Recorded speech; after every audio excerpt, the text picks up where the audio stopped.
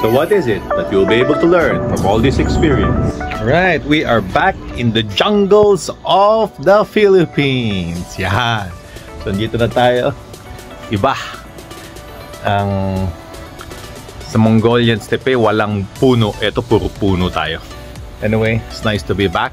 I will give you a brief rundown of what transpired, what to expect, what to bring, what not to do when you're in Mongolia. So I'll keep you posted, okay? Okay, our first mistake when we chose Korean Air. Sa Korean Air pala, bawat maleta mo dapat 23 kilograms lang ang laman. So kahit magbayad ka ng extra luggage, dapat ang laman nun isa lang dun sa 23. Parang ganun. So hindi namin naintindihan. So kahit nagbayad ako ng 50 additional kilograms extra weight sa luggage, wala din. So sinisingil kami uli doon, so it doesn't count kasi ibang maleta na. Parang ganun eh. Hindi rin namin naintindihan, binayaran na lang namin para matapos na. Okay? Now, ang second mistake namin was pan-landing sa Mongolia. Hindi kami nagbabasa ng invitation. Yun ang naging problema namin. Hindi kami nagbasa ng invitation kasi iba salita without know the language. So ang nangyari doon was I based mine ang naging problema was na sumobra dala namin ng bala, which is a very no-no sa bansa nila. Parang kakasuhan ka ng ammunition smuggling, parang ganon. So ang nangyari kasi is nung nagpadala sila ng invitation, kami, ang sinabi lang namin, ang dadali namin is 400 rounds kasi that 400 rounds tantamount to 5 kilograms yon. Yung 5 kilograms na yun yung required ng airline, parang ganon. So yun ang pinadala namin. Pero naisip namin, pwede kami magdala pa kasi baka umabot kami sa shoot off, wala na kaming bala, diba? So yung iba sa amin nagdala ng extra, and ako nagdala ako ng extra na 3, which is na-hold pa yung 3 bullet extra na yun. I brought 400 plus additional 3 dahil alang na may tapong ko, kasya pa naman doon. So 403 kinuha nila yan. So sa bansa nila, bawal na bawal magdala ng extra bala, extra ammunition. So medyo nagkagulo-gulo doon. So babasahin nyo. Pwede nyo i-request doon sa host. Pwede nyo i-request doon sa host. Doon sa host ng Mongolia na dagdag. Pero I don't think you can bring it sa airline kasi nag-exceed na ng 5 kilograms. So parang gano'n. That was our first mistake. Doon medyo nagkagulo-gulo. Ayaw talaga nila. Wag kayo magdadala ng extra bala sa Mongolia. And upon coming out then, bawal ilabas ang bala din sa Mongolia. So ubusin mo talaga doon. Second mistake, kami medyo nagtitipid kami. We rented a Alphard self-drive. Okay, Alphard self-drive. Yun ang maganda sa picture, maganda sa nung kinakausap namin sila, maganda yung pinadalang picture. Pero pagdating doon, hindi yun. So Alpeke. Okay? So hindi siya, well, it's an Alphard, pero bulok na Alphard eh. Hindi yung ina-expect natin na nasa Pilipinas ka na magandang Alphard. So yun ang, doon nagkamali kami doon. And another thing is, wag kayong mag-attempt na mag-drive. Ibang-iba. So wag kayong mag-attempt. So lahat kami na nag-self-drive, kumuha na kami ng driver, which is yun ang pinakamagandang decision na nagawa namin. It turned out na yung driver namin, which is napakababait nila, was yung sa akin, bumbero pa yung nakuha namin eh. So he turned out to be our translator kasi hindi mo makukuha. Iba ang daan sa Mongolia. Right hand drive siya, pero right hand drive din yung sasakyan. May left hand din, so magulo. So don't attempt to do that. That's one mistake na naman na you can avoid. Okay, ano pa ba? Kumuha kami ng Airbnb na medyo malayo-layo.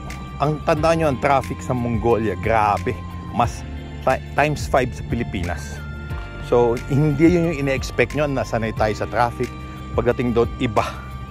So is another thing. Mongolians, napakabait nila. Hindi sila bastos, mahinahon sila. You can talk to them, pwede mong tawaran or what, but basically mababait. So hindi katulad sa Pilipinas na kinakabahan kang lumabas. Dito free ka, so hindi ka natatakot. You can just go anywhere. Ganon, walang gago, walang kupal, walang mananaksak, walang ganon. So maayos, kumbaga maayos yung bansa nila. Walang ganon. Okay? Now, when it comes to the range, ito ngayon, sa range etiquette, bawal talaga magkalat. Yung mga boxes mo ng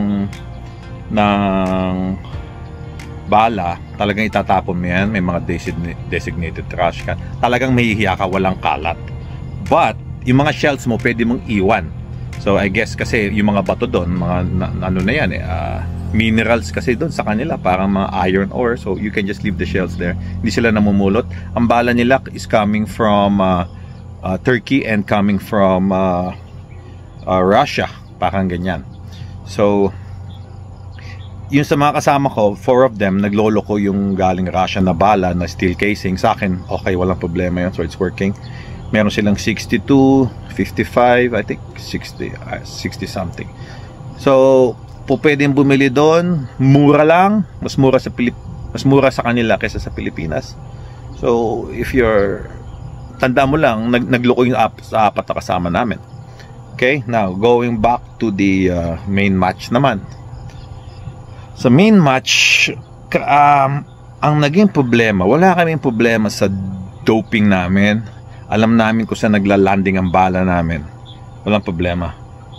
Ang naging problema, like in my case, parang nasira ako sa a few stages kasi walang yung sa windage na labanan windage. I was counting on my 69 grain, nakakayanin niya yung wind, pero hindi niya kinakaya Pero wala na kasi akong data na sa bala na sakyan yung wind All I had was bullet drop ko.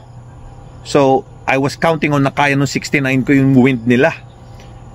Awkward position kinukuha yun So iniisip ko, it was due to my awkward position, that's why I wasn't getting the shots. Yan ang sinasabi ng brain ko at that split second that I was taking that shot. So I stuck to my game plan na kaya ng 69. Doon ako nagkamali. So kahit 69 grains ka na, yung hangin nila doon at 300 meters, nililipad, hindi talaga natin kaya. Hindi kaya. So papasakayin mo yung bala, pinapaganyan nila. So merong tinuruan kami nung RD nila nung tapos na yung match, na may bundok dito, may bundok, yung window dito pag ganun, yung wind pag ganun. So pinapaganon nila yung bala. So it's kind of different, sa kanila. Pamilya pumuputok. So you can see the dad, the kids, the mom, andun silang lahat. So they're pretty family oriented when it comes to shooting. Napakagaling nila sa standard shooters talaga sila. Yung mga open shooters nila, well, kung makikita mo mga Pilipino nagdadapaan when they get the chance,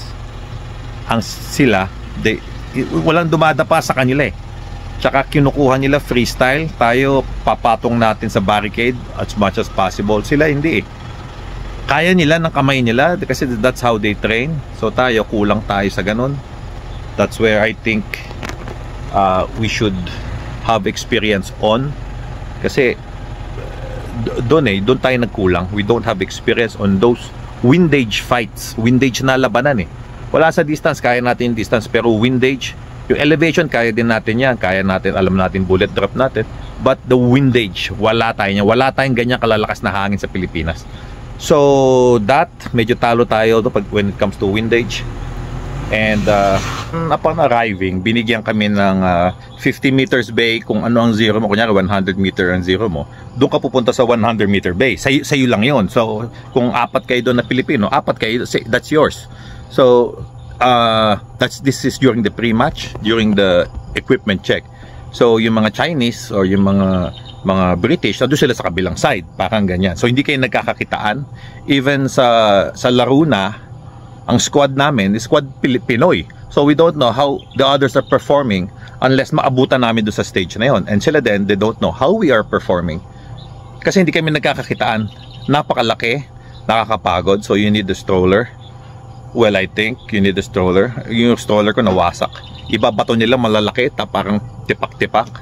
So you better be careful. Meron na dapa doon, isang tatay. Nawasak yung 511 pants niya.